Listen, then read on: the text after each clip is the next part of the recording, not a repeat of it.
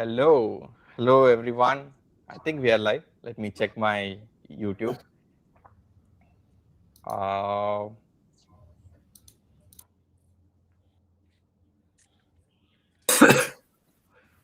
hey Veronica, hi. Hi, Uh, sorry I'm late. no worries. We are just joining live. People are joining in. I guess we are live. So there'll be a couple of seconds delay what we see on YouTube. So I'm just verifying. Yeah, we are live. So hey everyone, thank you for making it. So we'll do the usual thing, what we do in every live, so that people will join. Let's spend like first 3 to 4 minutes just understanding where everyone is joining from. So 30 people are already live, joined us live. And thank you, Harsh, Vidhi, Sumit, Saloni, Veronica, for making it here. And Sanjana is going to join. She texted me right now. So where are you joining from? Like, we'll start with the panel, but people who are joining live on YouTube, can you tell us where you are joining from? Let's just spend 3 to 4 minutes like getting to know each other where you're from, and then we'll get into the actual session. I'll set the agenda and we'll go from there. So Harsh, where are you from? Hi everyone, I'm based out of Boston, Massachusetts. Great.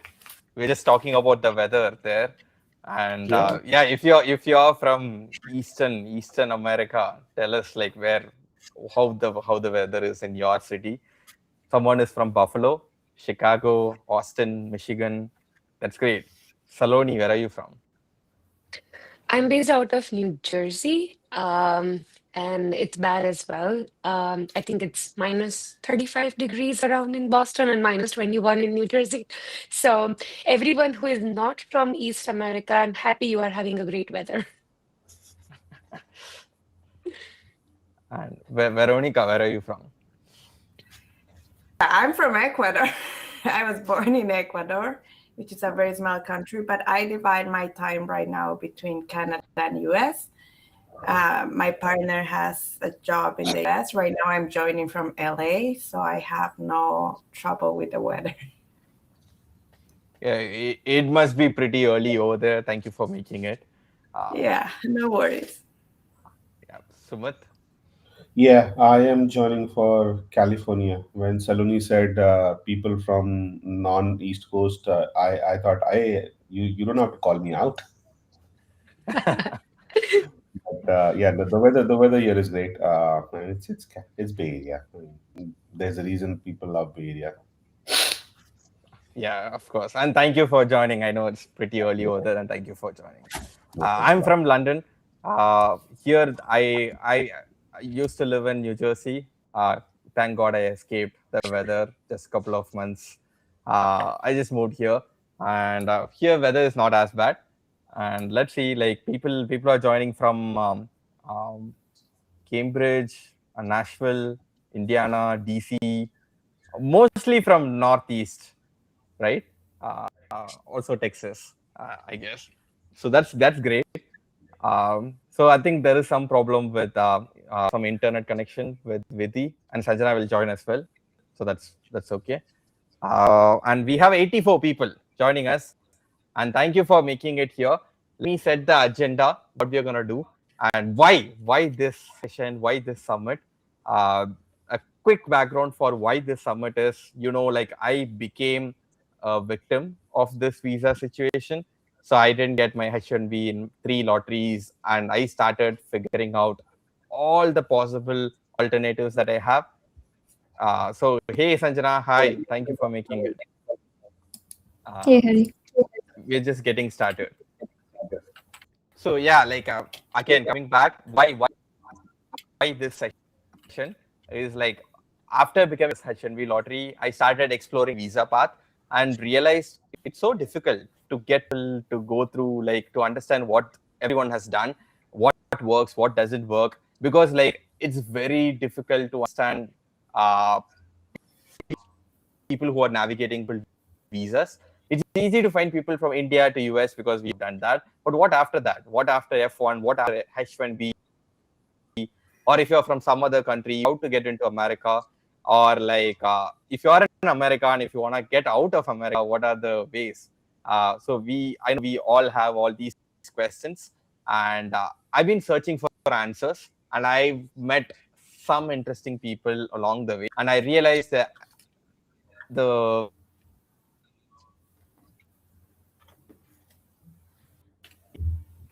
so I thought I bring all these people together, and so that I can ask all the questions that I have, and also let you guys ask all the questions.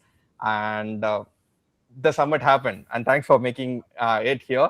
So everyone that you see on the screen right now, Sanjana, Vidhi, Veronica, Sumit, Harsh, and Saloni, they all have interesting backgrounds. People who have navigated some interesting visas that we might not even know whether it's possible. You might not even read online. There are not many blogs that are written about the pathway that these folks have taken. And I myself have moved out of US from F1 visa to UK on a skilled worker visa. So I'm happy to share that as well. But this is what is going to happen. So by end of this session, so 90 minutes, we're going to focus on 60 minutes. I have a lot of questions based on what you have asked through my LinkedIn posts and people who have texted me before.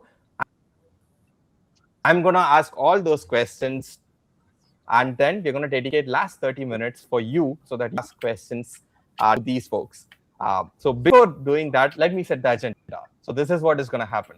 So if you have been a part of any of my lives before, I generally tend to split the online, like the live that we're going to past, present, and future. So the past will tell us the context, what these people doing before, like what visa they were on, and to understand the pain, what made them to change to a different visa, and the present, what visa that they are on right now, and how did they get that? Did they use a lawyer to get that? How much did they spend to get that? I'm gonna direct all the questions and get answers for that. And the future, to understand, hey, is this the end? Is this the visa that you always wanted? Or do you want to go somewhere else? Or is this the career that you always wanted? Is something blocking you from doing this? So that's the future part.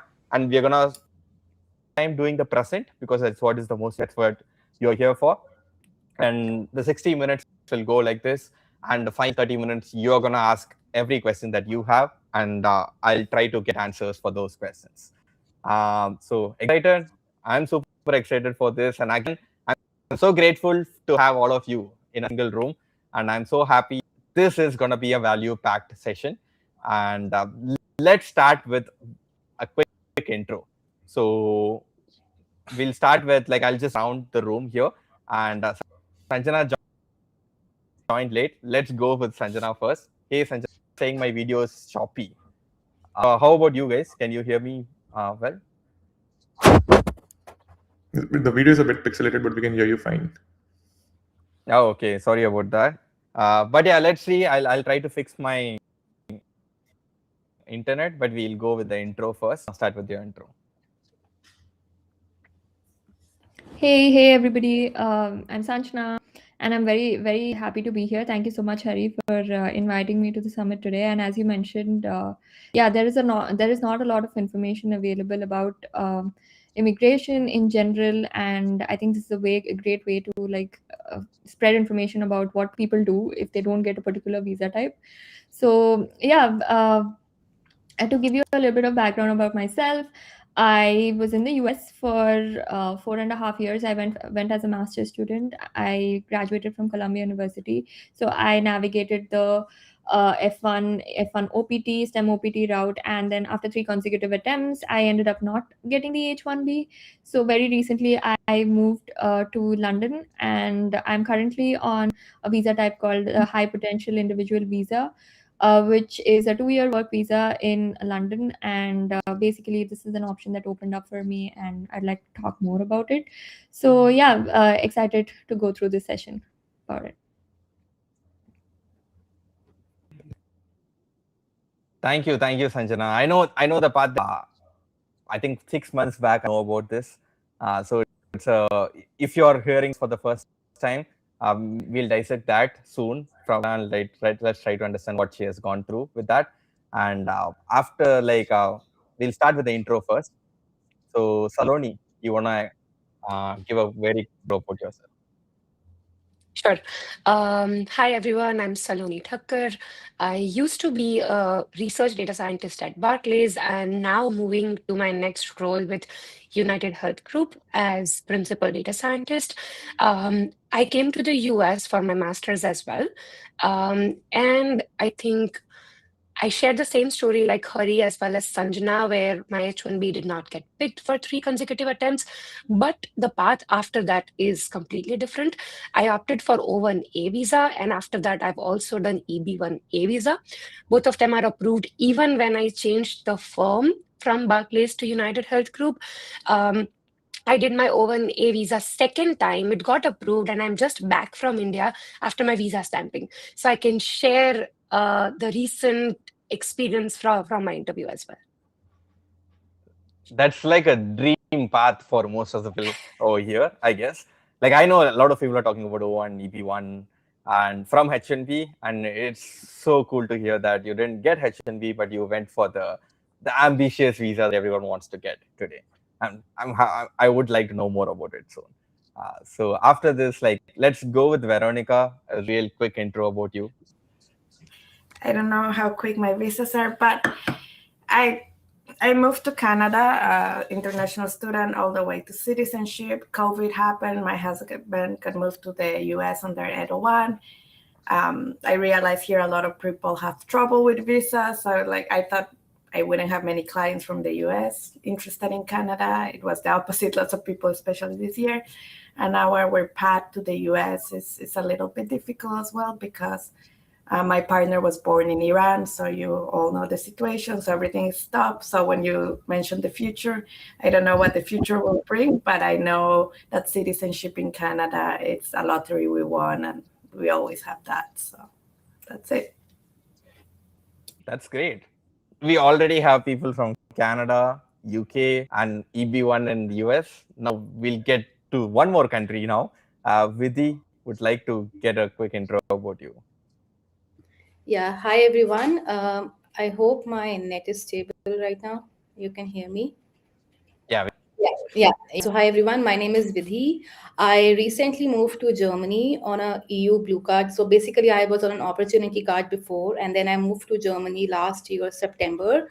I converted that visa, which is like a job seeker visa, into a EU blue card visa. So my story is a bit different. My H1B got picked, but I chose to decline that because I wanted like a life of my own, which is abilities, and that's why I forgo my visa last year, and that's how I made a switch to. As so prior, like if I talk about my experience, I am working in an energy sector right now as a professional. I'm working around the EU regulations and around like the solar energy, the wind energy, and like other regulations around it. And if I talk about my US experience, I have close to, I would say, like a total of like 7 years of experience, like across data, finance, and now energy sector. I have done my master's from UNCC in data science and business analytics. And yeah, I'm excited to share my experience, like how I made this switch and why I made this switch, and if I'm excited with this switch or not. Yeah, thank you so much. Oh, thank you for the secret or like giving the hype, but that's a bold move. Like I'm not sure how many people would have really curious to see why you did that. And we'll go for the intro from Harsh. Hey, hi everyone. My name is Harsh. As a professional, I'm an engineer. I've led multiple teams across organizations in JP Morgan Chase and United Health Group. I was part of Optum. Very recently, I joined Superset, where instead of scaling teams, I'm scaling different startups. So it's a pretty cool job. A big part of my story is accelerating quickly, taking on high ownership problems, which also helped me with my own journey. So just excited to share, what it looks like from someone who's been through the journey rather than just what you see on the internet. Yeah, thank you for that. And I think the visa that you are on will help you to move faster, navigate faster, and I would like to understand more about why you made that move. But yeah, Sumit would like to know more about your journey. Yes, certainly. Thanks a lot. Hey, folks. My name is Sumit. I'm originally from Bombay, and I moved to US in 2015 for my masters, and then in 2017 during the first Trump administration, I my H1B wasn't picked, so I decided to get a Canadian green card or a permanent residency. So I also had Canadian permanent residency back then. It has since expired because you only get it for 5 years, and if you're not moving to Canada, you essentially let it go, right? And since then, my H1B was picked, and recently last year I also got my EB1A approved. I got to know about EB1A like in January last year. Things kind of expedited. Applied in April, got approved in May. Applied for green card in June, got approved in August. So in 8 months, life just flipped from 0 to 1 in a way. So yeah, now I'm on EB1A. Have the flexibility like as an experience. I recently was flying back from Japan to US. I mean, I had global entry, but they did not even ask for ask for my passport when entering into US. They're like, yeah, sure. Sumit Gupta, I'm like, yeah, okay, let's go. Generally, you would take 15, 20 minutes, even an hour, 2 hours, right? Entering into the country. And me and my wife, when we came out of the immigration, we were like looking at each other and like, was that legal? Did we like, how come we are entering into USA without someone actually questioning our existence? Why were we even born? Right? So yeah, happy to talk about it, and then yeah, anything H1B, Canadian green card, or even EB1A in general, happy to share my insights. Yeah, I feel you. Like if you're on F1 or H1B, you definitely have to stay there for 2 hours. And if you land right, you have to plan the itinerary from that 2 hours so that you're gonna reach home in like 4 hours after landing, I guess. Yeah, But yeah, like the moment I land in any airport in USA, I'm like I'm chasing, like I'm running towards custom. It's as if someone is offering me free food, right? Like, let's go. Let's just get in the queue first. You wanna go restroom? You wanna go do something else? We'll do that after customs, not before that. yeah, I agree. So yeah, that's great. Now you might have gotten an understanding why I said this is an interesting panel here. We have people from Canada, Germany, UK, people who have navigated O1, EB1A, all the dream visas that you want to get. People in this panel have gotten it already. So I want to understand what was their mindset, what's the process, how much they spent to get this. So first, let's go with the first section of this live, which is past, talking about your past. I think you already started touching upon that, but I want to understand which visa you were on first, and what were the options that you think you had, and what was the challenge that you had with your previous visa that made you made this move. So that is the question, and like the goal over here is to keep it like conversational. So it's not like I just be here to moderate the conversation and like just making sure we are sticking to the agenda and following the time. But you can feel free to ask any question to the panelists that you have in case you have any. And it's more of a roundtable conversation rather than like interview type. So, but this is the agenda, and we'll start with Vidhi. So which visa? Because you were in the US, you had a different visa, and you tried to make a move, and you put a cliffhanger there. So I have to start with you. So what challenge that you had that made you to think about other visas in the first place? Yeah, so I would say that, yeah, so I was on F1 visa as well, like you all. And my H1B got picked up in second attempt. So I had like one more year, like, because I never had that stress of like, okay, my H1B is not getting picked up. But I would say that when my H1B got picked up, my company, like I was working for PwC at that time, and that company went into restructuring, and my role was impacted. And I tried for, I would say, like 2 or 3 months to basically have a job, because I think on H1B you just get like 60 days to apply to have a new job, and everything gets sorted out. But while I was on that job search period, I realized that with this visa, like because I had my partner in US as well at that time, and I moved to H4 visa. So basically, to safeguard my safeguard like my 60 days, which is there for H1B. But then I realized that it's not worth it. Like I think the mental stress and like the anxiety which one has when they are impacted by a layoff, it's quite high. And I wanted like a visa which would not. So I would not like to be in a place wherein I cannot control certain things. I would like, okay, like if I have certain visa which which I can take care of on my own rather than my employer taking care of it. So that's why at that time I started my research with Germany, and they recently launched their opportunity card, which is like a 12-month job seeker visa. I took that visa. I started applying for jobs in US, in Germany. At the same time, I was preparing for, I would say like two kind of interviews at the same time. And I realized that I was like having an attraction towards like a German employer more as compared to like a US employer. And eventually I remember, I think in the month of July, I got offers from a US employer and from Germany as well. And I just made like a big list of like pros and cons of each nation. Like if I move there, what would be the advantages? I know like every country has their own pros and cons. I'm not saying like Germany is like very green as well, but it's like how you want to take your life ahead. And that's how I had then and that's how I left that US job. I said no to that offer, and I made a move to Germany within 15 days, and I joined the company, I think within like the next 1 week as well. So you got a job before getting the visa, or did you get the visa first?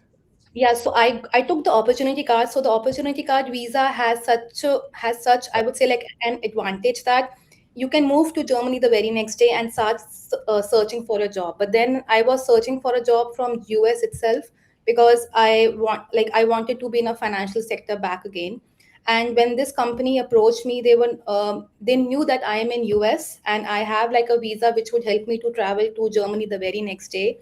So once I landed in Germany, I converted my opportunity card visa to a EU blue card, which is not having any such restriction as an H1B visa. It's like I think in the first place it's for 4 years, and then you can keep on getting extended. But yeah, I think the PR pathway is quite easy with the EU blue card. I think it's 21 months if you learn B1 language. Okay, interesting. We'll get back to the language part in the present section maybe. So Sumit, I see that you've gotten the Canada PR, and which means like you are looking for alternatives as well, and then you got EB1A after that. So what challenges that you had? Like why didn't you pick Canada, and what made you like be wherever you are right now? Yeah, so back in 2017, right? My company, previous companies, Engaged Learning, had applied for my H1B, and in the first attempt, it wasn't picked, right? And I was like, back then, at least in 2017, there was a lot of boom, or there was a lot of discussion around Canadian visa, right? If you are below 30, if you have a master's degree, you already qualify. And if you apply, it's like in generally 3 to 6 months, you get Canadian like PR. So as a backup, I wanted to keep that option open. And I mean, when you're in H1B, you're always in that state of mind. You never know when your visa would expire, or something might go wrong and you have to leave the country. So I just was exploring, and I thought Canada at that time made complete sense, right? And if the situation came to a point where I had to move to Canada, I would have moved to Canada 100%. So Okay, yeah, that's think of Canadian PR as just a backup for lottery. I know Vidhi kind of mentioned that I mean, in her case, lottery was in her favor, but she chose live, right? Someone mentioned. So back then I wasn't choosing life. I was choosing maybe money. Okay. I see Veronica smiling. And speaking of Canada, I would like to get your thoughts on like you Yeah, went like to Canada. Summit was in the good old days with any engineer who would have done it. Like engineering is not a prioritized category in Canada anymore. So that's a good update to have, because Canadian PR has become very difficult in the last 2 years. It's a point system that I like. Really, I went to a German middle school, so I moved to Germany. I didn't even know about this visa, so I'm even learning. But with Canadian citizenship, as I said, but like German for VD is important now in Canada. French has become a political priority. So I don't, and a lot of my US clients, they are engineers, but for example, their partners work in health and education, which are prioritized categories. So they've been working in these big firms in the US all over, but are able to move to Canada because their partner was a primary elementary teacher and things like that. It's very interesting. In my case, I was the dependent in the US with Canadian citizenship. We moved to the US under an L1. We both had Canadian passports by the time. And then, yeah, politics again caught with us. As I said, right now everything is a stop. We don't know what will happen. I have my EAD here in the US for another 4 years. So it's like Video and Summit are like the perfect example. Like you have to choose at some point, like money, and at some, we moved to the US because of money. To be transparently honest with everyone hearing this, I love Canada, but here you can make way more money, and in California nobody can make the weather. Of course. But I never thought 2 years ago I would have said, "Oh, it's crazy. You just do your path." But politics has become more and more important, I think, the last 2 years, and you have to think about it when you are drafting Plan B. Like you saw, I was coming from Ecuador, where I had access to Spanish citizenship if I wanted, but I never thought about it. And I was like, oh, that's like a 3 year, I would never. But now I just saw that related, or all their immigrants opening the doors versus closing. Like I told my husband, well, maybe if US doesn't work out, we should move to Spain now. So, you're always exploring, and that door, I think, doesn't close, because everybody here is very motivated by stability and money. We all like the nice life, and this is something as immigrants that takes years to admit, but we deserve a great life. I have a PhD, I never use it, but I've done great things. So I think it's a mix of the three: stability, money, and what will make you happy. And politics gets always in the way. Now I'll go back on mute. I think one good quality about Immigrant to explore a lot, and your stories, the panelists, everyone, whatever you said, that tells me that like explored a lot to come to position the stage where you are at right now. I'm sure people who are watching it, they would have explored a lot as well. Speaking of exploration, so Harsh, so you gone to O1, and you want to navigate fast and you want to explore more. That's the reason you want to take this visa. Can you tell about like challenges that you faced in your previous visas? Yeah, so let me just start with saying, exploration to a lot of people is curiosity, but to immigrant, it becomes a necessity. So there's not a lot of options for us, but even with that, it becomes a lot. So to give a bit of a background about me, I started off just like anyone on F1, moved to F1 OPT, STEM OPT, and during my first lottery, just like any other aspirant, I was pretty confident, H1B would happen. When it didn't, that's when reality hit, and suddenly the odds flip from, there's still 2 more chances to there's just 2 more chances. And that's when I start letting the visa gods dictate my journey to taking commands in my hand, and reach out to different people within my org. Luckily, my manager went through the same journey, F1 to O1 to EB1A, and he became like a guide for me. That's when even I think a couple of years back, there was a lot of chatter on the internet that talent visas are absolutely the best thing that can happen to you. Started looking at it from that perspective, but then my mentor changed my perspective that these visas are not talent visas, they're impact visas. And yes, there's a narrative that if you have X number of research, Y number of citations, you're eligible, but that's not the true story. It's how much of an impact you're able to create in your field, so that you're either in the top 10 percentile or top 1 percentile and so on. So From there, I started navigating into, like Sumit, what's the option for a Canadian PR? But I realized O1 is what I want to do because I wanted to stay in US no matter what. That's great. Yeah. And I understand the first quote that you mentioned that hits hard.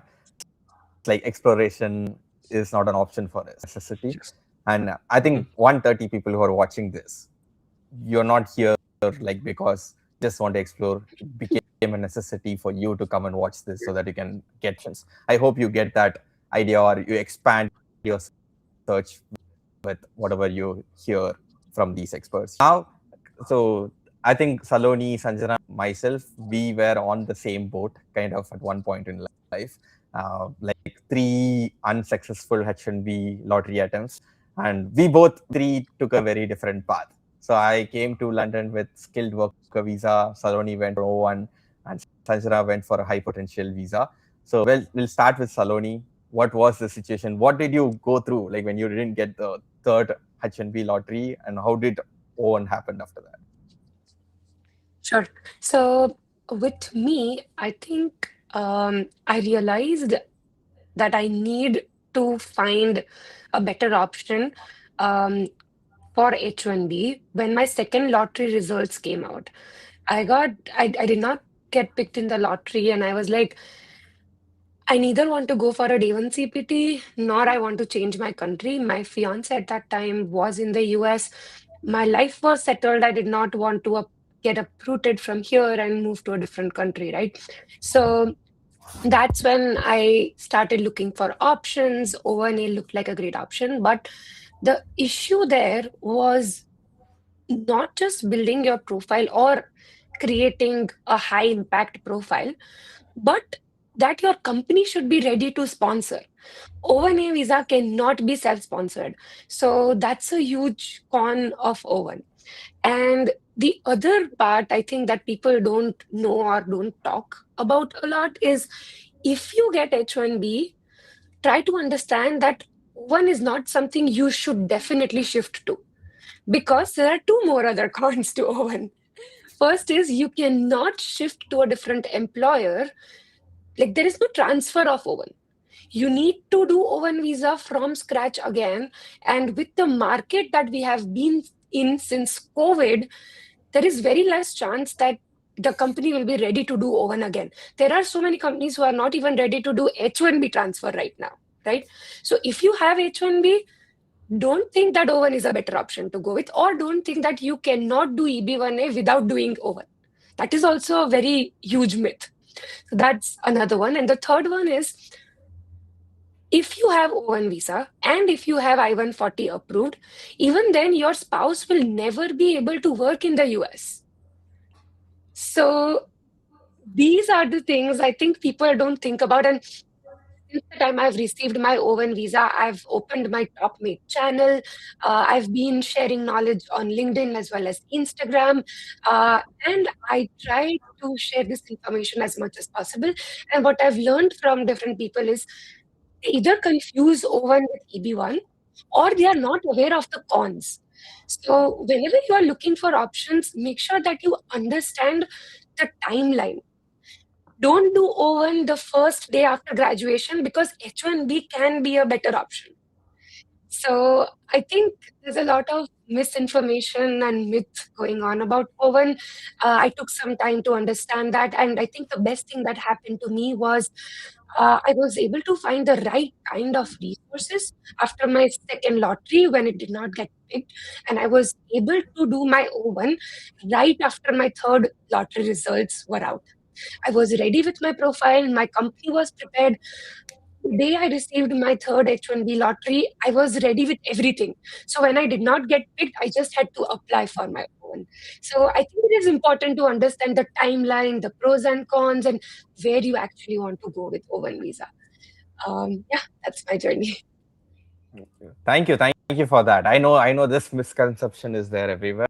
Maybe we'll get to that. We'll get to the time process, the cost. Do you need a lawyer or not in the next section? That's my next question, actually. But before that, Sanjana, same goes with you, right? You didn't get the H1B third time. What was running in your head and how did you navigate that?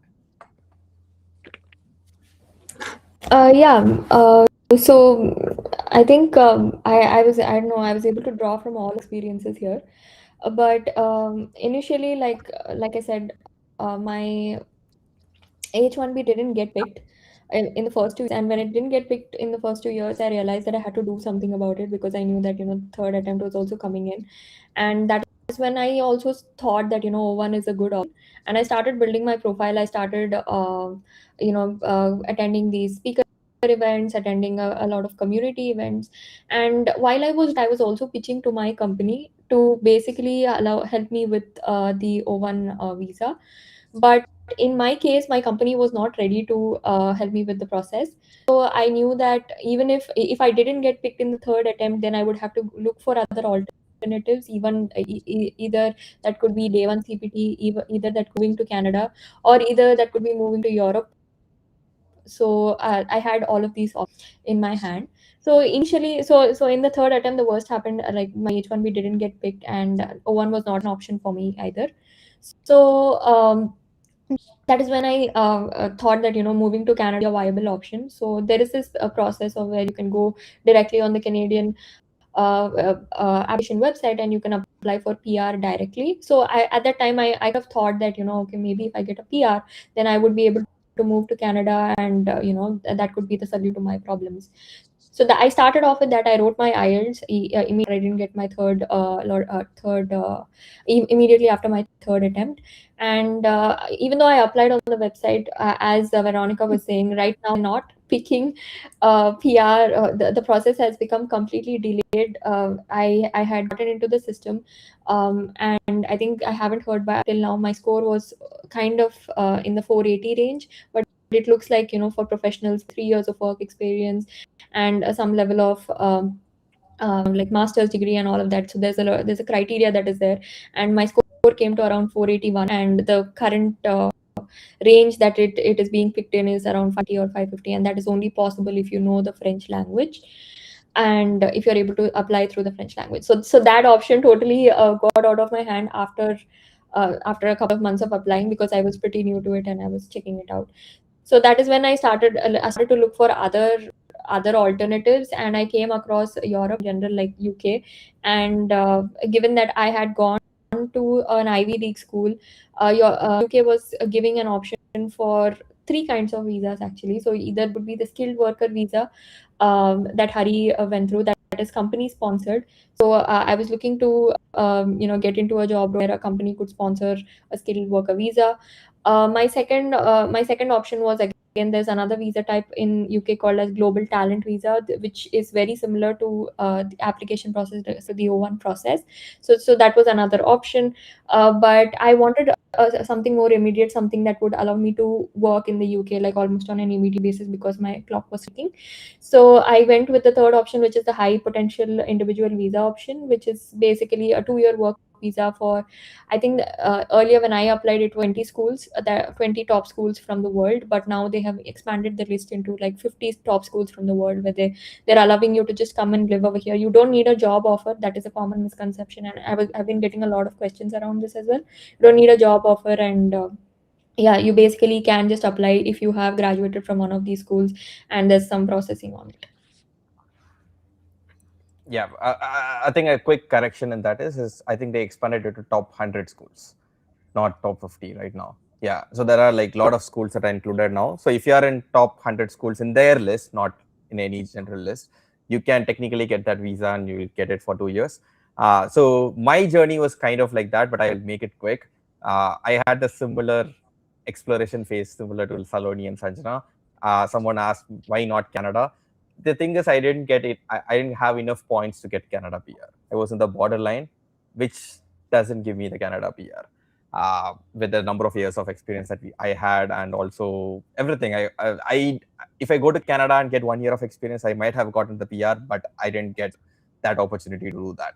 So London, I preferred London, and I want to be in the place where I can explore my tech career.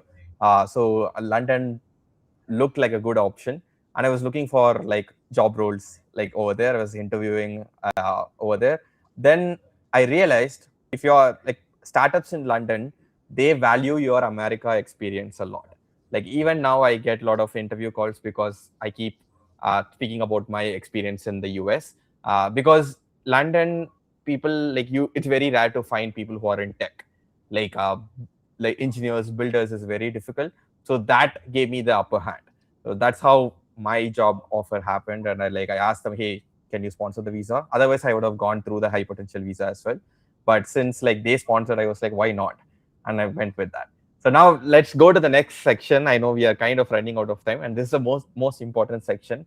And this, if even if you skip this first section, it's fine. Let's go to the present section where I want to understand, I think mainly three things. Number one, the timeline, the visa that everyone is on right now. So how long does it take? If it has profile building process, how long the profile building process takes, and what does it take, and how long does it take? And number two, cost associated. It can be approximate. You don't have to be on the dollar. Approximately how much does it cost? And number three, do you need a lawyer to start this process, or can you do it yourself? So these are the three questions that I think everyone has. If you have more questions, put it in the chat. I'll try to add that in the Q&A section. So this time we'll go in the order whatever we did with the previous question. So I'll give a quick my experience. The timeline was very quick. I did it with priority. I got a job offer. I asked them, hey, we should do it immediately. And I think within a week or two, they gave me something called like a sponsorship letter. I think it's POS, Certificate of Sponsorship. It comes from the employer. So they gave me that, and after getting it, I booked an appointment in the US with priority application. I got it in like, they said they'll give it to me in 5 days. I got approval the next day, and the visa was in hand. But the start date was a little different. I got the visa approved, but they gave me the start date like 2 weeks after that. So for me, like, I didn't even have any idea what I'm gonna do. My visa is expiring in November, and it was already November, and I was thinking I should go with high potential visa, or maybe I go to India or explore something like that. And then this happened, and everything happened pretty. I didn't go with a lawyer. My company did that, but I was working. It's a startup. It's a small company, so I was kind of involved in the entire process of how they. But cost-wise, my company took care of almost everything. Generally, that's how it should supposed to be. If you want to get a skilled worker visa, you shouldn't spend money to do this. But it's like the visa itself is like 600 pounds, British pounds. But the priority process additional 500 pounds, I guess. And if you want to come to UK, you have to 1,035 pounds per year as a national health surcharge, and that will give access to all the, because here, you know, like in Europe, like in UK, it's like you don't have to pay for medical insurance. So you just have to pay for this health surcharge. The medical insurance is completely free, so you can access care for free, and that's one perk of being in Europe or UK, I guess. So this is what happened with me, and maybe I'll speed run through everyone how your process looked like. And I was right. Yeah, Sanjana, do you want to go next? Yeah, in my case, the process was pretty straightforward. There's a simple application. So you do not require any lawyer to apply for this visa type. You can do it. There's a bunch of criteria that you have to look for. For example, like you need, did you graduate did you graduate from the universities in the list? And if you did, then there is an ECTIS approval that you would have to receive. So you can request for you can get this approval using your master's degree, or anything that proves that you have done your education in the English language. So it's more of that. So once you get that, once that approval is set in place, you basically have to go to the book an appointment, go to the office, and then you can get your visa approved. In terms of the cost, I think the overall cost was around 4,000 to 5,000. This includes like there's a breakdown of this on the website as well. So $4,000 to $5,000. So this includes the health surcharge, the visa application fee, and any other associated fee. So yeah, that's how much it comes up to. Okay, that's great. And you don't need a lawyer for this, I guess. Yeah, you don't need a lawyer for this. Okay. Yep. Saloni, like I know you've gone through 2 different visas. Maybe I'll let Harsh speak about O1. I would like to know more about the EB1A side of it. Sounds good. So with EB1A, you can either have your company sponsor your visa, or you can do it by yourself. So if your company is sponsoring, you do not need a different attorney, right? Your company will take care of it. But if you are doing it by yourself, you need a lawyer for sure. Um, the timeline, so the profile building part takes 1 to 2 years, depending on what profile you already have, what you are targeting, which field of expertise you are in, etc. If you are going with the company, company will take care of all the charges. But if not, attorney costs of around 12 to 15,000 dollars, and around 3.5 to $4,000 USCIS charges, including premium processing, um, is the cost for EB1A. But more importantly, it's about understanding what the recent trend is, because things change pretty quickly. The officers are looking at the profiles with more scrutiny compared to maybe 3 years down the line. So make sure that you are aware of what's going on in the current approvals or rejections. That will help you avoid RFEs or denials. That's interesting. And like how long does it take to build a profile for this? Like I I know would it's say subjective. 1 to 2 years. Yeah, but 1 to 2 years is a safe bet. So how I look at it is, since there are 9 criterias mentioned on USCIS website, you need an approval of at least 3 to get EB1A approved. So the idea is to go with at least 5 to 6 to be on a safer side of things, and make sure that you do not receive an RFE, etc. Right? So go with at least 5 to 6 criteria. Majority of people have this misconception again that you need to have research. That's not the case. But if you want to include research in your criteria, if start building that while you are maybe doing your undergrad or your master's, because apart from getting the criteria approved, there is also something called sustained acclaim, which means if you have done everything within 6 to 12 months and your criteria are approved, EB1 can still be rejected, because they would look at a sustained acclaim for a longer period of time. They would say that your profile is built within a short period and is targeted for EB1A. So that does not put you on top of your field as an industry expert. You need to have more years into the criteria that you want to apply for. So if you have back in the back of your mind that you want to stay in the US for a longer period of time, start getting involved in research, judging opportunities, media opportunities. Basically go through the 9 criteria and start doing a little bit of everything. So when you actually want to do EB1A, if you are doing majority of it within 1 year, it's fine, but you should have something before those 12 months as well. Okay, that's interesting. Like, since maybe I'll go to Sumit because he is on EB1A as well, to understand like what process look like. My timeline was strange because I got to know of EB1A in Jan 2025, and I was able to file in 3 months. The reason being that I've always viewed my career as you have to build outside. What that means is you just don't have to build while you are in, like, you just don't have to study, while you're graduating, right? You don't have to just work for your company while you're working. You have to build outside. So, as an example, my first media mention was in 2013, right? So about 12 years ago. I had written a book on Tableau, which is also used in 12, at least back then when I was applying, was used in 12 different universities as a textbook, right? So, but I never created those evidences thinking of EB1A. I've always been a guy, let's build outside, right? Do extracurricular so that you can stand out. And then by God's grace or however, I randomly stumbled upon an EB1A post where someone's approval was like, hey, I have 2 media mentions, and I published a book chapter and I have an EB1A approved. Like, is that all it takes to be an Einstein?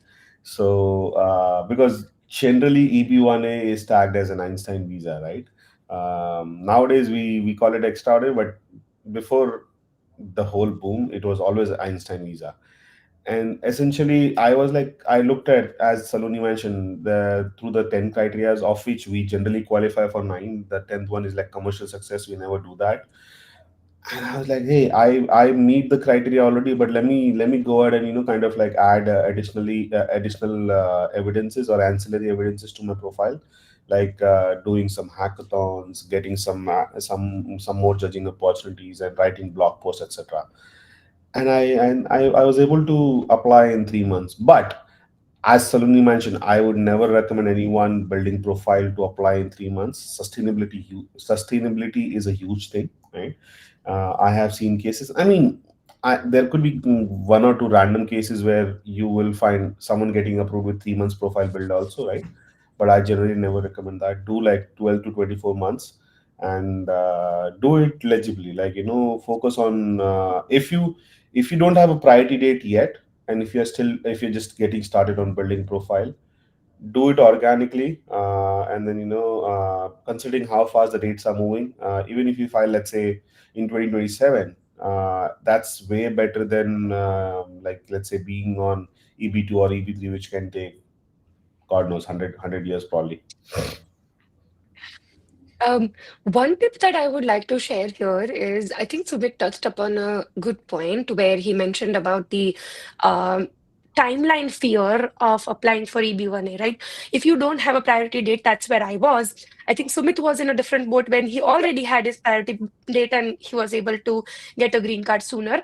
If you don't have a priority date, and if you think you want to build your profile organically, take 2 years into that, first go for EB2 NIW, which is National Interest Waiver.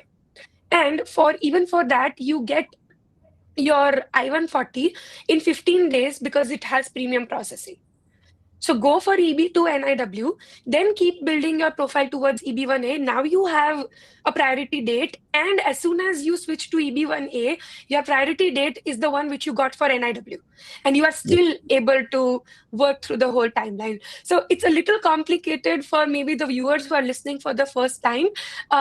So maybe you can connect with anyone of us. I think Veronica gave a thumbs up, so she's definitely aware of the process. So you could reach out to any one of us to discuss your personal timeline, and we will be happy to work through them. As I said, I'm available on LinkedIn as well as Instagram. So, and I guess, Hari, how about we all share our LinkedIn or Instagram profiles in the chat for everyone who is watching, so that it's easier for them to search all of us. Yeah, of course. So yes, if you are, one moment I gave the thumbs up because that's how my partner and moved from Canada to the US with the EB2. Okay. But being Canadian, we were not very humble. My husband, he works in an industry that the EB2 was a no-brainer, and we hire a lawyer, Robert Weber. I won't comment more on that, but and he got an RFE, and I was like, this is impossible. How? Like, it's so good. And then it was just a matter and how we solve it. I was like, I know everything about a Canadian immigration, but I wouldn't touch US immigration with that. That's why we use a lawyer. But when he got the RFE, they were like, well, you can go and pay these people to write about you. And I was like, no. Like, you are smart. So I went and I emailed every professor in the top universities in the US. Well, I told my husband to go and email them, but I put the email like, this is what I am. Can you write me a letter or blah, blah, blah. And you wouldn't imagine. And that's what I'd like to participate in this forum, because from 200 professors that we email, we got 4 back from very good universities. And that from the RFE went to approval. And we even got someone in the FBI who had used blah, blah, blah. But what really disappointed me, I was emailing a lot of professors who were immigrants themselves, and nobody said yes. The 4 people who wrote the letters were white people in very good universities. So if you're an immigrant in a position to ever help, I'm talking to the future you, like you were saying, one of you had a mentor who went through it, be that person. Because after we got those 4 letters, we didn't pay anyone. They were true to the profile. They knew what my husband did. We got the approval for EB2. But even EB2 requires a little bit of research, but it's that priority date. That's why I gave the thumbs up. It's so key. And in terms of Canadian immigration, is the same. If you speak level, not advanced French, but medium French, and you have a nice employer, if you know because of your network in India, you know someone in Canada, they can offer you a job if you have level like speaking and listening. And it's $230. It's nothing. So I would say build that support network early on, because regardless we are in Germany, in Canada, in US, it's things that people don't talk about. And I think forums like that, it's I'm very candid and I'm very blunt now, but I wasn't when I was going through immigration myself. I'll shut up now. Yeah, just one comment. So just one comment. So I had a priority date of 2020. So there are three types of employment-based visas: EB1As, 2s, and 3s. 2s and 3s are generally sponsored by employers, and 3s are only for like if you have masters and then your employer is sponsoring. So I had EB3 priority date from 2020, and when you file for EB1A, you can easily port your EB2 or EB3 priority date onto EB1A, right? And the current like priority dates for EB1 is like 2023, I guess, or 2024, right? So my date was always current when I applied for it. Plus, I know Saloni kind of touched based on EB2 and IW. That's one option. Your employer can sponsor it. I think I'm not sure if you do need always sponsor for NIW, but if not NIW, if you are sorry to interrupt you. EB2 and NY, you don't need employee sponsorship. Like how we did it, it was in my husband's own merit. Yeah, got it. Yeah, exactly. So EB2 NIW is great, but there are cases where it's a lot harder to prove the NIW aspect of it, right? So if you're working for a company and if they are willing to sponsor your EB2 or EB3, just get the dates. Just get in the queue, and then eventually you can continue building your profile. Don't be in a haste, or don't be in a hurry that hey, you have to file in 3 months. Once you have your dates, you can take your own sweet little time and then file for it. Yeah, cool. Thanks for all those tips and hacks that you mentioned. So I think we are kind of running out of time. So let's just speed run through this. Harsh, so how did you build your profile for O1? And what was the timeline? How long did it take? I echo with Saloni. It's very critical to have support of an organization for all of this, right? There's one piece where you're building your profile, but if somebody from your org says no, it's a showstopper, right? So I had that situation, which is why I had to switch employers, get a new employer who was supportive, and then get through my journey. But in terms of timeline and cost, I spent a good 1.5 years to build my profile. Again, a lot of my past experience did help, but it's absolutely critical to get at least one external counsel if you're purely relying on your company lawyers for O1. The reason for that is my employer said no, or my employer's lawyer said no twice, and then the external counsel said you were basically ready like 6 months ago, you should have filed them. So my strategy was, my recommendation is definitely go with a lawyer, and if possible a paralegal if you're fresh in this journey, right? So the paralegal can help you tie a good story to your profile, right? So a very, very critical factor to any O1 and EB1A visa is your field of expertise. So what do I mean by field of expertise? So let's say you've done a lot of work in AI and you establish AI is my field of expertise. That really doesn't work, because at least 90% of tech professionals have AI on their resume. It has to be a field of impact which is tied to a domain. So AI in healthcare, AI in supply chain, something like that. So a good paralegal would help you to identify that from your profile and give you a good direction of what next you could do to build profile. It is important to go on all of these external events, but again, if it ties to this common narrative, right? So let's say I'm targeting my specialty as AI in supply chain, and I go to a conference, speak about AI in, let's say, coding advances. Does it really help? Maybe, but not as impactful as some other conference which is focused on supply chain. So stuff like that is pretty important. Heavily recommend get at least one external consult, and if possible, help from paralegals.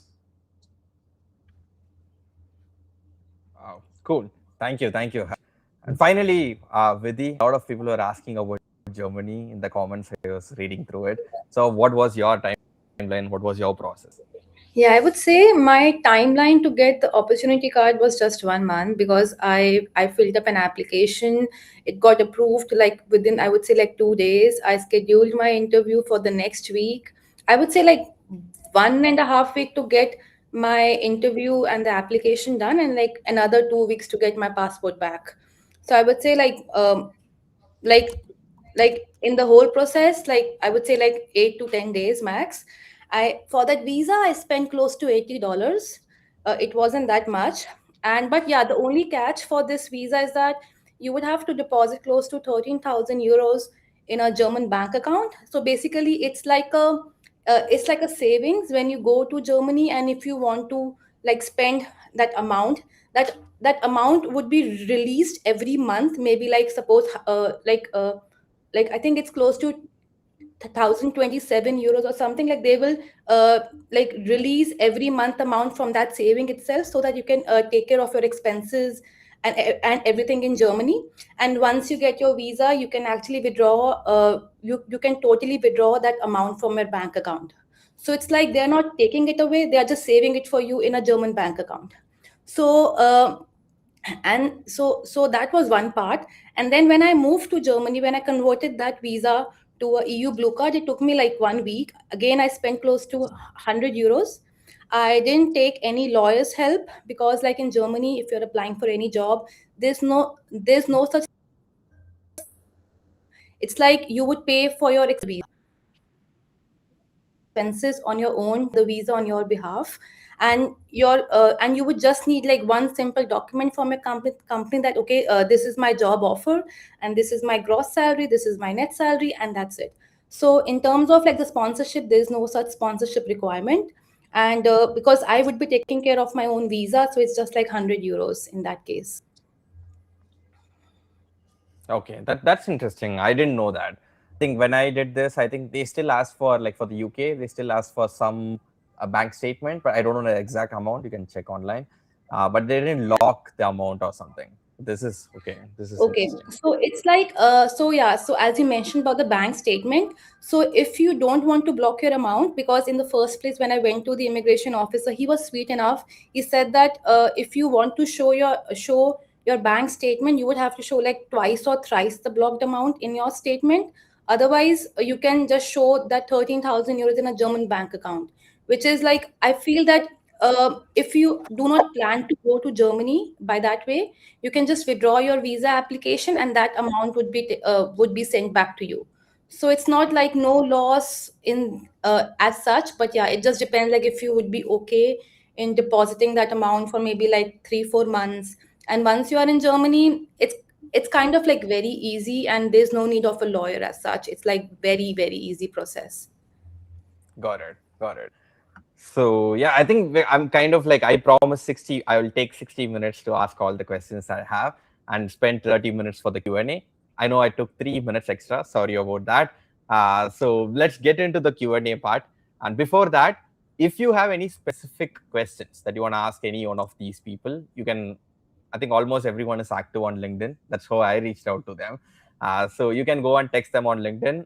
I will pin all the LinkedIn URLs to the description of this video after this call. So you can always go and check out these people and ask your questions privately if you want. But you can ask public questions right now. Just whatever questions that you have, put it in the chat. And I'm going to get almost like, I know every time I do this live, everyone curses me because I don't cover every question. So I'll try to like get the mix of questions and covered this time. But before that, a little bit thanks to EB1A Experts for sponsoring this summit. So they made this possible to give this amazing session for you. So in case if you are interested to get EB1A, and sorry Sanjana for hiding your face with this. But if you are interested to get EB1A, I think a lot of people are asking, you can book a free consultation call with EB1A Experts. You just scan the QR code, or if you want a link, I will share later as well, and go and talk to them and see if your profile is eligible to get EB1A. And if you are eligible, I'm sure they're going to help you to do this. So I'll keep this on screen for next 1 minute, but let's do the Q&A. And sorry again, Sanjana, for this. I don't know how to navigate. I move this. Okay, this is better. So yeah, let's get to the Q&A part, and let's try to ask whatever questions that you have that you won't find online or like on any blogs, because these people have done it. They have personal experience of getting those visas. So let's get into that. I see the photo Australian PR.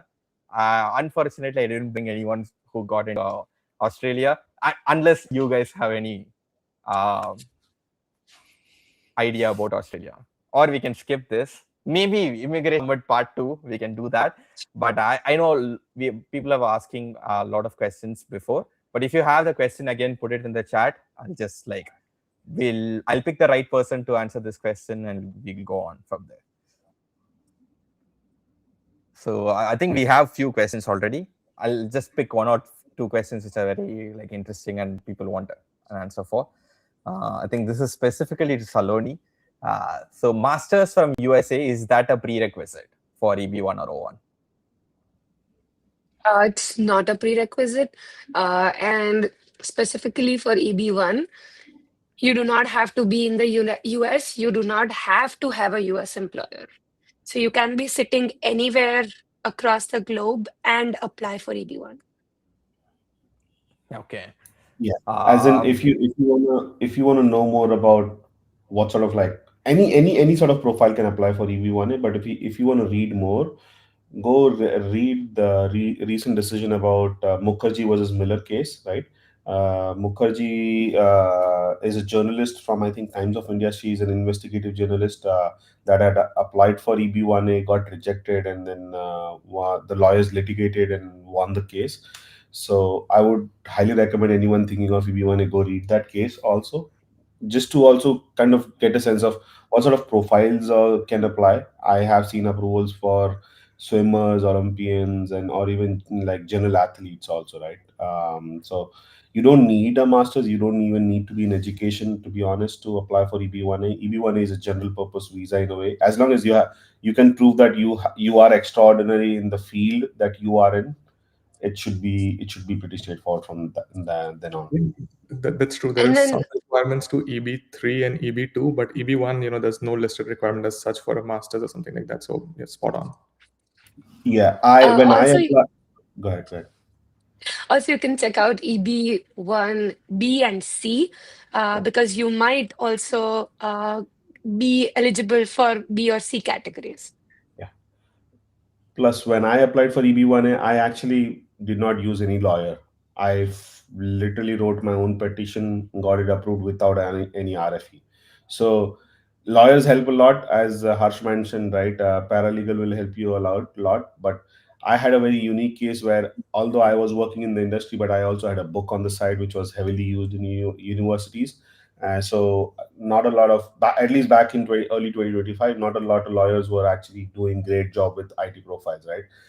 EB1A traditionally has been used in a more research oriented profile, both A and B, right? So the whole IT industry boom is very recent. So there weren't a lot of lawyers who were taking good IT profiles, right? So that is why I had decided to basically write my own petition and file for it. I have a different journey. I had lawyers that I worked with. So if you want to do it by yourself, reach out to Simit. If you want recommendations for lawyers, reach out to me. Thank you for the. I'm sure, like, by the way, like, if you want to, if you are in the process of getting any of this visa, make sure you're following all these folks on LinkedIn, and they keep sharing their stories and how they did it, and that'll be kind of like a constant learning for you. And follow me as well. So I'm sharing my journey, how I'm going through this. So yeah. And Vidhi, this question is for you. So the opportunity cost, like, can you apply within the US, or should you got to go to India and then do the work? I would say if you are in US, go for it. You can apply from US itself because the process is quite fast and the wait time is not a lot as well. Because if you're in India, I have heard that the wait time is 5 to 6 months and the scrutiny is much more in India because the documents, sometimes the embassy officer, they might think that the documents are not original and they might question you more. So I would say if you're in US, it's kind of like easy to get that as compared to India. And I think like if you are filling up a form right now, you might even get an appointment like next week. So it's very easy. And another thing which I got to know, that sometimes the embassy officer in India is actually giving this visa for just 6 months, because they might not have sufficient blocked account amount. Like you might not have sufficient blocked account amount in your account. In that case, you can just take a note of that too. And I think one person asked about like if German language is required for this visa. I would say it's not required at all. They are not looking out for like if you know German or not. It's like anyone can apply. It's just like for UK it's like an HP1, but like in Germany it's just like a regular job seeker. Like you can go and search for your job. You get like close to 20 hours per. You can work for 20 hours per week in Germany, and at the same time you can keep on searching for the job as well. Yeah. So on that question, right, regarding the job, how easy is to get the job in Germany, London, or wherever?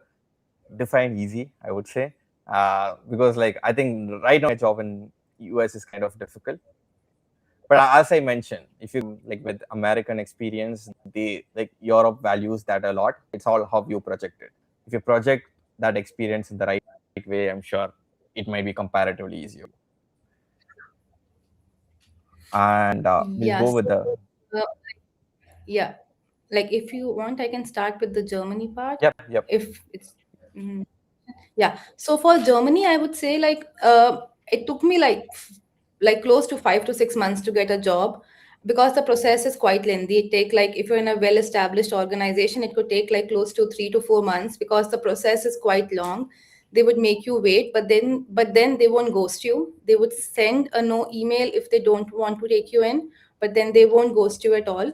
And in terms of startup, it would be like close to 1 month max, because they just want to speed up the process really fast. And another thing, the job search, it would just depends upon like what roles are you targeting. If you're like targeting very tech related roles, then the German requirement is not that much and you can apply for any kind of role. But then if it's like a role wherein you have to talk to people a lot, in that case German requirement is there. And another thing which I noticed was that like as in US, they we like sometimes employer, they do take in like a person who is not needing a sponsored visa. Like in Germany also, if there are like two people who has like a German fluency and who has an English fluency, they might pick up a person in German fluency as well. So in that case, that's also a point which I noted when I was applying to a lot of different jobs. Okay, thank you for that, Vidhi. And moving on to, sorry, I'm just speed running through this because there are a few questions. So apart from research, would community engagement and voluntary work will be good profile for EB1? Maybe I'll let Sumit to answer this.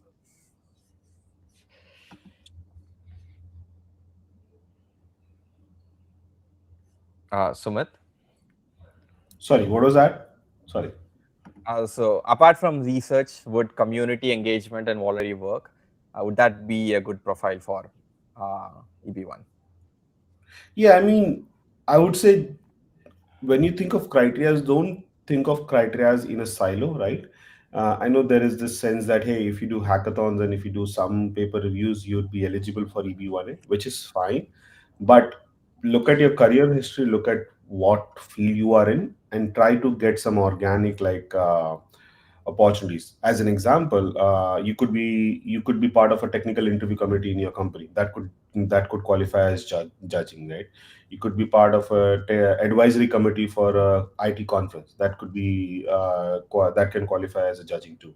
So there is not one size fits all, especially for folks like us, because every person here in the room has different career trajectory and different way of looking at, let's say, judging or even authorship. For authorship also, there's the sense that, hey, you need research paper. You don't really need technical research paper if you can prove that when you are writing for blogs, those are trade journals, right? So as long as the kind of publication you do is reviewed by some editor, some expert, and you can prove that, that's a good enough evidence for that criteria. So um, don't try to think of it from a box perspective. Don't box your mindset that, hey, I have to do this to qualify. There are other, like, a natural way or organic way to build those evidences too. I just stress on And two things here. One is making sure that you are um, proving. So all the evidences that you have, it might be community engagement or voluntary work, it should be in your field of expertise.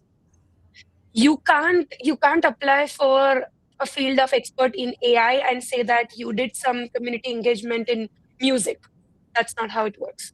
First. Yep. And second is go through the criterias that are mentioned on USCIS, and then keep building on organic building, yes, but make sure you are aligned with the criterias as well as the field of expertise you want to apply for. I have been, like, working with folks, and I have someone who has been published in Vogue, because Vogue covered their marriage in India, because basically this couple had a priestess instead of priest during their marriage, right? So in India, pandits are more common versus, like, priestess, right? So Vogue kind of covered that story, but it's a big deal for their life, but it's not really eligible for EB1A, right? So their field of expertise is in marriage. Their field of expertise is AI. so one more for maybe I think Veronica can answer this. Is it better to prepare for French B2 level in Canada or to learn German B1 level for Germany? Both require a offer. So maybe like Vidhi and Veronica can cover this, I guess. I speak both. Well, not anymore. I used to speak both, but I would say before you deal into any language, you have to try yourself. Like the Germany visa is pretty straightforward, so I would try, apply. You lose a bit of money, and you start looking for jobs. If I'm not getting results in jobs in Germany in 2 months, French is a long-term investment. French is not going away anytime in Canada. So it get B level and you don't get no job, but you break up with your partner and dedicate all that dating time to French, you might get a CLB 7 that you need for the 50 points, and you will get Canadian PR. So what kind of investment? I'm sorry, I'm very blunt. That's my whole brand. Like, what kind of investment you want to do in your life? So that's how I would approach it. I would go and exactly look for jobs, because it could be like, even for my husband, who's very talented here, he lost a job in the US once and then he had to get another one. And before offers would come to him, he never had to look for a job. And then he got a job on then day 59 of 60. So try Germany, look for a job. And if not, if you ever think you don't know where you're going to be in 5 years, French is not a bad investment, because you have France in the UK, you have other countries. It's not only Canada that appreciates French. So that would be my approach. Okay. And I think Vidhi will have a similar answer as well for Germany, right? Or if you have a different opinion, you can add on to that. Yeah, I would say, like, with respect to Germany, like, if you have to learn, like, any language, like whether it's like French or German, I would say at least understand if you would be motivated enough to learn that language. Because I have seen people over here, like when I meet immigrants in Germany, they don't have any stress about visa. They only stress about language. Like, they're not able to learn the language, and that's stopping them to get a job. So I would say, once you are in Germany, like as Veronica said, that to keep it like very straightforward, you have to learn it, because it was your call that you made a move to Germany, and now you have to deal with it. Like one can't be like blaming, like, okay, why do I need to learn it, because it's actually required. And Germany, in like, German language is not going anywhere from Germany. Like, the employers would expect you to learn German, and if you want to move like up the ladder, it's like the only way as well. Okay. And I think the question is like, will we get a recording of the session? Yeah, you do. Like, this will be there on YouTube forever. So it's the same link. You just come back and listen to this again. And if you like our conversation, binge watch every day. But yeah, it'll be here. We'll turn this into a Bridgerton series. Every 6 months we'll have some new country. Like, I don't know if you watch season 4. There's a Chinese representative, and back in season 2 there was Indian representative, right? So we'll keep adding new countries. And you should, Hari, you should respond to Anish. Anish has asked question for 3 times now. You don't respond, it seems.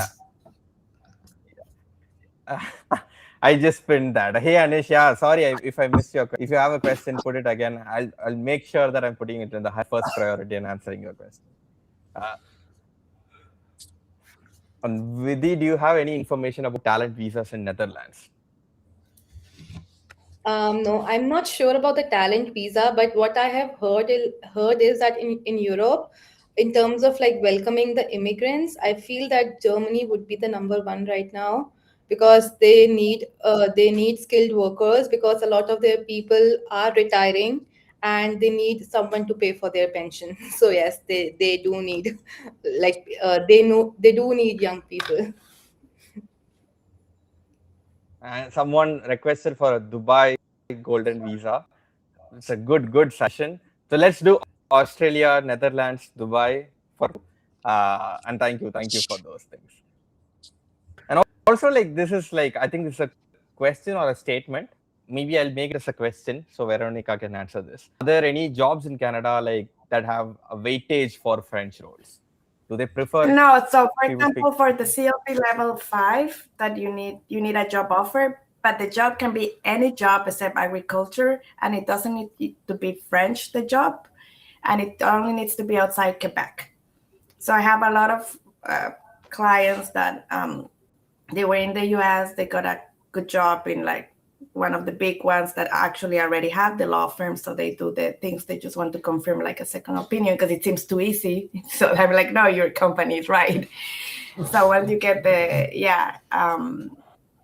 I spoke French and working in innovation for 10 years in Canada. In advantage, they always prefer the people. But it's more like a government thing now that they want to.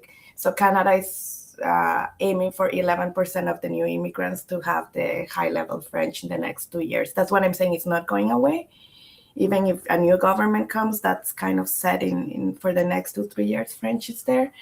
So, and my last recommendation on that, which I tell everyone, is learn French to pass the test. That, and the same for Germany. When you had like you do go to the you learn for pleasure when you go out of France, you join a group, but the first priority should be, if immigration is in your back, the test. There are 2 types of tests. Get familiar quickly. Go and get like a tutoring, even in India, on Preply, whatever. But once you get closer to the level where things are become possible, you need to prepare for the test. But in terms of job, no, the job is in English. So. Okay, thank you for breaking that myth then. So any information on investor visa, I think it's not the right place, I guess, but I promise we'll do a part 2. There are multiple requests, one with Japan. Sorry, Hari, one thing I wanted to share. Sorry to interrupt you, that it's not going to come because it's not known yet. But Canada is launching a path. We don't know if it's going to be a work visa, a PR path for H-1B holders. This is going to be this year, but we don't know when. So, and the best way to prepare like that is what Sanjana did, but she didn't use, but you already have, so maybe you might use it. I would recommend anyone just to have their English test ready to go, because they will always ask for that. So I will shut up now. But it's coming this year. Okay. And I have one burning question. I think someone asked this already, and I said that would be my final question. So do you plan to go back to your home country? If yes, like, do you even consider this? Or like, if yes, why? If not, why not? And I think everyone can answer this. I think honestly that was always an option, right? It's something that you don't really need to explore or consider. I know a lot of friends who had to do that either out of necessity or out of their own will. Not sure, how it fits to all of us. It's very personal and again, not something that needs exploration or expert advice on it. That's a good way to think about it. Yeah, I agree. Yeah, I can maybe go next. Like as Harsh mentioned that we can anyways go back to India anytime, but I would say like I have worked in India for close to 4 years, and I worked in US, and then now I'm working in Germany. I would say if I need a work style, I would certainly prefer a German work style more than US or like in India, because I would say like the work-life balance is super awesome in Germany. And in terms of like the leaves, you get like close to I think 29 days of leave like for every year. And the employer won't even ask for it, like why are you taking this leave, or like something of that sort. So in terms of like the work-life balance, it's super nice in Germany. And I would say like a better quality of life. I know that India is also like investing a lot in AI, but like if if someone likes to travel, I would say like Europe would be a nice option as well, and like to explore a lot of different countries on one single visa. The citizenship path is a lot easier as compared to other countries. I'm not sure like how much it takes like in other European countries, but at least for Germany it's quite good. And yeah, I think India option is anyways open, but maybe like for work life culture, I would certainly prefer Germany over any other country. Yeah. Anyone else have any different opinion? Yeah, I mean, as Harsh kind of picking back on Harsh's comment, I mean, India is still your home country. You have passport, you were born there. You can go anytime, right? If I had an opportunity to actually work from India, earn US dollars, I would take that right now before even finishing that sentence, right? So, but in my case, like now I have green card, hopefully on the path to citizenship, right? Once I have that passport, I'll have more flexibility to basically, if I like, with you mentioned, like, I was just thinking as she was speaking, if you love traveling, I'm like, yeah, that's me, right? And then you want work-life balance. I'm like, okay, that's what I want. Once I have, let's say, passport, I can probably move to Europe and then like move closer and closer back to India and eventually back to India too, right? So that is always an option. I think you mentioned a great thing, which is passport. For me, I don't have US passport. I have Canadian passport, but it was life-changing because that's actually how I didn't even like the US because you hear all this pressure, the life balance and everything. So, but once we had Canadian passport and the opportunity came to move to the US, for a bit, it was a temporary move. And I think once you have passport, there is always home, right? Like my brother moved back home once he got Canadian passport for a couple of years, and it was the perfect thing, Canadian salary, Ecuadorian lifestyle. But then he moved back. I think things change. I think all of you are way younger than me. Things change when you have kids, and I'm still someone who moves with kids around. So, or if you have a partner. If I was by myself, I would be sitting in Spain right now. But I think I don't know what's going to happen in the next couple of years. So I think your relationship with your home should be a healthy one, which before it didn't need it to be. Like, no, I'm already here in the US, in Canada, and Europe. So you need to have a healthy relationship with your home. And it sounds like therapy and BS, but it's true because we don't know what's going to happen. But you shouldn't also dim your ambition. If you want to stay, you should give it your best shot. And as I'm someone, even for Canada, it took me 3 times to get my PR. But I never gave up. I feel like, because I don't have a science background like you guys or data scientists. I studied political science and economics. I think Veronica reminds me of a very interesting quote, spread your wings, but keep an eye back on home. That's a nice one. Yeah. And thank you for all the honest answers. And Saloni, Sanjana, what's your take on this? For me, the whole idea was to have a stable initial years here in US so that the time that I've invested in my master's and moving from my home country to US can be utilized in a better way. So that's the reason I went for O1 as well as EB1. So with EB1, I'll have the flexibility to have something of my own. And even after that, if I want to move back to India, I have the option. I'm a person who always likes more control. So that's the reason I went with this path. And yeah, I can always go back if I want. Yeah, I don't think I have anything additional to say other than the fact that, like when you spend all that money and you come to a different country and you're trying to push yourself in that country by, since you spent all the money in your education, you want to get to work with the best kind of people out there, or with the best sort of get the best opportunities. I think that is what like most people are on the lookout for. And this immigration, or just in general moving to a different country, has more to do with what kind of lifestyle you're leading, and like what you're exactly looking at, like in terms of priorities. And if you're into travel and if you're into exploring, then I think that is one of the things that comes up as well. But yeah, nothing wrong in going back to India. That is always an option. And yeah, That's a preferred option. That's nothing wrong about going home, right? As I said, I think Veronica kind of mentioned, if you can make Canadian dollars or US dollars and live in your home country, isn't that a dream job? So yeah, I think the time is up. It's 5:31 in my time. Like it's 90 minutes already. And Anish, see, I promise that I'll pin you again. You're a green card holder waiting for citizenship, and congrats. Like I hope you get your citizenship soon. But where's the So question in where's there? the There there is wasn't a no question. question. That's okay. But I yeah, think thank Anish you everyone. Anish Sorry? just needs some I money. just want to add one last thing. I think a lot of people are asking for the link of the list of universities. Hari, I'm just going to paste it on the chat, like just forward it for reference. Yeah. Oh, yep, sure. And I have few next steps for you guys who are watching this. Number one, I've already like sent all the LinkedIn URLs in the chat, but I'll also paste them in the description in case you wanna have access to that later. So that is number one. Go and follow all these people because you're gonna text them.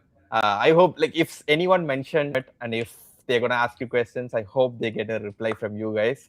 And I know you already spent like 90 minutes to be in this call and without expecting anything in return the community. So that's why I think I made a post as well for the immigrants by the immigrants as a quote for this summit. And thank you for even though you got the visa, you came back to help all these people to navigate that path, and thank you for that. And it is, I don't know whether it helped everyone, like 130 people who watched, but I found a lot of valuable insights from this to understand what are my next steps or what my next pathways could be. So people who are watching this, the next step is go and follow all these people who you see on screen. I'll make sure I'll pin all of their LinkedIn IDs in description and also in the comment. I'll also email you with all the LinkedIn IDs of everyone who's on the panel. And next, step number two, what you're gonna do is share about this event. So go to LinkedIn and share your takeaways. I know few people asked about Germany, few people asked about EB1, O1, EB2, NAW, which was not in my agenda, but few people ask questions. So share what you learned from this so that it might reach more people. You know, there are like, I think millions of immigrants out there, and we could only gather like 750 people registered for this. We could only gather 750 of them. So post about this, share about this to your community and your friends so that everyone can get benefit out of this. And I'm looking forward to do another session, part two, as I mentioned, Dubai, Japan, bring people. I already know a few people who have navigated through that path. Bring those people and we'll do one more session. And finally, thank you to our sponsor, EB1A Experts. So if you are in the path of getting EB1A, or if you want to understand what the path is, or if you even qualify for this, scan this QR code or take a screenshot, scan this QR code and book a free consultation call with them and see if this is the right pathway for you or not. And finally, thank you everyone for being here. I know there are a few links that are coming in that I want to share. But thank you everyone for being here, and thanks for your time, and thanks for this valuable session. And to people who are watching this, thank you for your time as well to make it. I know it's a Saturday morning for you if you're in the US, or if you're in Europe, it's like Saturday evening. You skipped all other plans that you have to be here, and that means so much to me. Uh, I had fun, and I learned a lot of things. I hope you did too. And any last words from the panel? I think just to close, I think a round of applause for Hari to set this up. And I can claim that if somebody reaches out on LinkedIn claiming that they watched the Immigration Summit and they have questions, I'll prioritize those over other requests that I have. Thank you. I have the same thing as well. And one more thing I would like to add is I worked with EB1A Experts personally. So if you have any specific questions with that, you can also reach out to me on that thing. And thanks, Hari, for all your efforts. No, like it was possible because of you guys. I just prepared the agenda, just like brought in people, but you gave the insights, and thank you for that. Yeah, And one I thing think is, few more questions are coming. Yeah, sorry, go ahead. yeah, I just wanted to say that I think this is a very first panel, something that has not been done before. So kudos to Hari for putting this together. I think we covered so many visa types here. I myself did not know that all of these types were possible, and yeah, it was a great learning session for me as an immigrant. So yeah, thanks to Hari, and thanks to everybody who joined. I think 750 registrations, that's just crazy. So yeah, thanks to everybody for joining. So Yeah, I then can go let's maybe. end the session here. Yeah, sorry, go ahead. No, it's fine. It's all okay.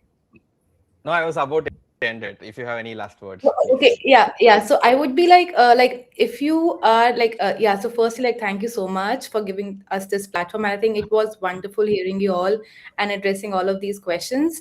And I would say like a one small advice would be like, as an international student or as a professional, what I have learned is always have a plan B ready, because that would help you out to save you from any visa issues or anything of that sort.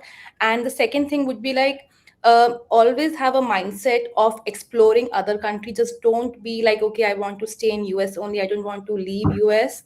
Because, or like, it's like with every other like if I'm in Germany, I should not be like, okay, I want to stay here only. It's like, keep exploring and always have a plan B ready. Yeah, that would be all Yep. from my end. Yep. Thank you, Vidhi. And let's close this. I already took 7 minutes extra from your life. And thank you again for being here. Let's do one more soon. And let's do like a bigger session, maybe an in-person or another virtual one. I'll plan that soon. Bring more insights and more people here. And thank you everyone for making it today, again on a Saturday. And have a great weekend then. Bye. And panelists, if you can stay 1 minute.